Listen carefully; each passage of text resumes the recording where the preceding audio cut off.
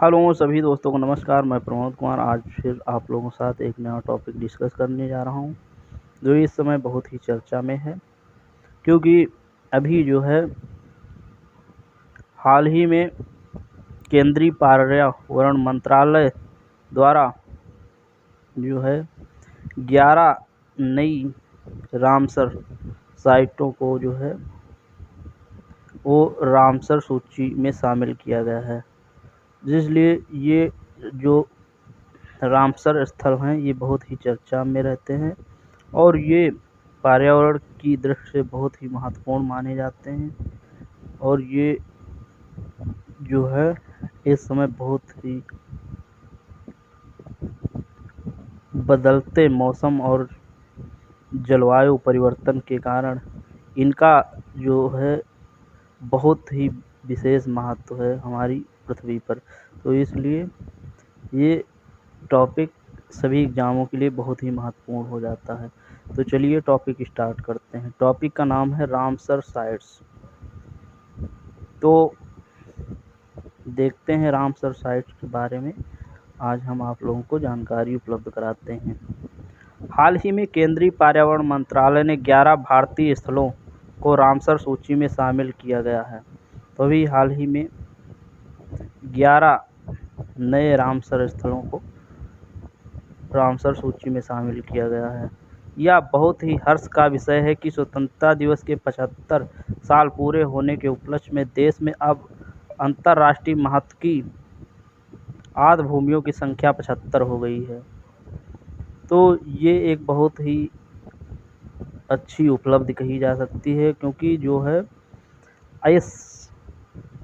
अभी इस वर्ष जो है 15 अगस्त को भारत के स्वतंत्रता दिवस के 75 वर्ष पूरे किए अपने। तो इस उपलक्ष्य में जो है आर्द्र भूमियों की संख्या भी 75 हो गई है। पहले थी 54, फिर 10 खोजी गई थी तो हो गई थी 64, और अब इस समय 11 खोजी गई है तो अब हो गई है 75। तो अब ये देश के जो है 76वें गणतंत्र दिवस पर 75 साल पूरे करने के उपलक्ष्य में रामसर साइटों की भी संख्या 75 हुई है। तो ये बड़ा ही हर्ष का विषय रहा है। रामसर सम्मेलन आर्द्र भूमि के संरक्षण से संबंधित है। ये जो रामसर सम्मेलन होता है ये आर्द्र भूमियों के से संबंधित है। इनके संरक्षण पर बहुत ज़्यादा जोर देता है। तमिलनाडु में रामसर स्थलों की संख्या 14 अधिकतम है। सबसे अधिक जो है रामसर साइटें वो तमिलनाडु राज्य में है, जहाँ की इनकी संख्या 14 है। इसके बाद दूसरा स्थान आता है उत्तर प्रदेश का। यहाँ पर 10 रामसर स्थल साइटें हैं। तो उत्तर प्रदेश 10 का तमिलनाडु के बाद स्थान आता है। यह एक अंतर सरकारी संघ है जो रामसर संघ है।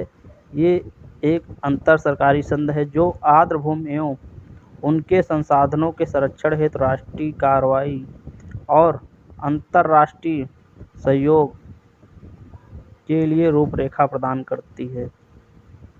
भारत 1982 से इस कन्वेंशन का सदस्य है। इसका जो निर्माण है वो 1971 में ही हो गया था इस संस्था का, रामसर।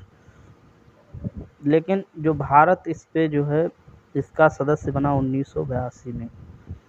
ये अंतर्राष्ट्रीय महत्व की आर्द्र भूमि है, जिसे वर्ष 1971 में यूनेस्को द्वारा स्थापित एक अंतर सरकारी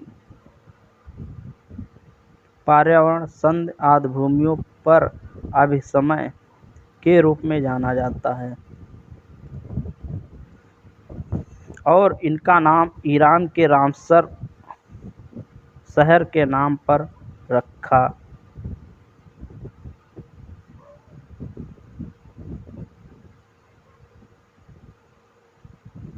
गया है।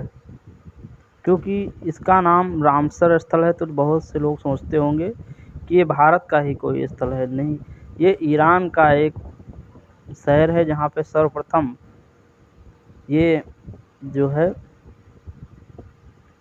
रामसर कन्वेंशन सम्मेलन हुआ था। तो इसी के नाम पर ईरान के रामसर शहर के नाम पर ही इसका नाम रखा गया है, जहां उस वर्ष सम्मेलन पर हस्ताक्षर किए गए थे। तो ये 1971 में उस समय विभिन्न देशों ने इस पर हस्ताक्षर किए थे। यह जैव विविधता के लिए बहुत ही महत्वपूर्ण है। ये जो है जैव विविधता के लिए बहुत ही महत्वपूर्ण माना जाता है। इससे जैव विविधता का सुपरमार्केट कहा जाता है। तो जो ये रामसर साइटें होती हैं, इन्हें जो है जैव विविधता का सुपरमार्केट भी कहा जाता है, क्योंकि यहाँ पे सर्वाधिक जैव विविधता पाई जाती है। जितनी जो पृथ्वी पे जितने प्रकार की, जैसे जो सुपरमार्केट होते हैं, वहाँ पे हर चीज़ मनुष्य की आवश्यकताओं के लिए वहाँ पर जो भी आवश्यकताएं होती मिल जाती। ऐसे ही जैव विविधता से संबंधित जितने भी जीव जंतु हैं, वो बहुत ज़्यादा इस वेटलैंड एरिया में रहते हैं। इसलिए इसे जैव विविधता का सुपरमार्केट कहा जाता है।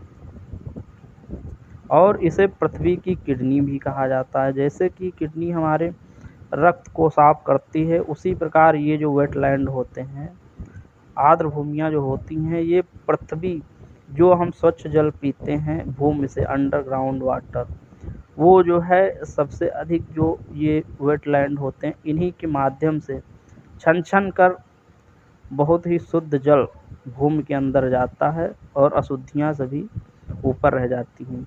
इसलिए इनका जो है बहुत ही बड़ा योगदान है, क्योंकि ऐसा कोई इतना अच्छा प्यूरीफायर नहीं बना जितना अच्छा ये वेटलैंड पानी को साफ करते हैं। तो इसलिए इन्हें जो है पृथ्वी की किडनी भी कहते हैं। ये जो जैव विविधता का सुपरमार्केट और पृथ्वी की किडनी, ये बहुत छोटे-छोटे एग्ज़ामों में बहुत ज़्यादा पूछा जाता है, क्योंकि ये बहुत ही मतलब रोचक वर्ड होते हैं, इसलिए एग्ज़ाम में ये ज़रूर पूछे जाते हैं।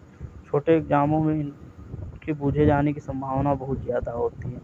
तो ये मतलब जो हम टॉपिक डिस्कस करते हैं वो पूरा कवर कर लेते हैं, इसलिए उसमें जो भी एग्ज़ाम होने वाले होते हैं सभी की दृष्टि से, चाहे जो भी छोटे-बड़े एग्ज़ाम हों, उस टॉपिक में पूरे एग्ज़ामों के क्वेश्चन कवर होते हैं। तो इसलिए जो ये टॉपिक होते हैं, इन्हें बहुत ही ध्यान से पढ़िए। ये जो आर्द्र भूमियाँ हैं, ये पर्यावरण संरक्षण के लिए बहुत ही महत्वपूर्ण हैं।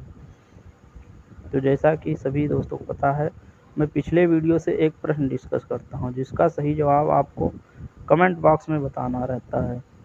तो आज का प्रश्न है, भारत में समुद्री तटरेखा की लंबाई कुल कितनी है? जो हमारे देश भारत में गुजरात से लेकर उधर महाराष्ट्र, केरल, तमिलनाडु, कर्नाटक, आंध्र प्रदेश, उड़ीसा, पश्चिम बंगाल, ये जो समुद्र की तटरेखा है, वो उसकी लंबाई कितनी है, ये आपको बताना है। तो देखते हैं इस प्रश्न का सबसे पहले कौन जवाब देता है। अगर ये पढ़ाई अच्छी लगती है तो हमारे channel Pramod Kumar only for study vision को लाइक शेयर सब्सक्राइब करें तथा पूरा वीडियो देखने के लिए सभी को बहुत बहुत धन्यवाद।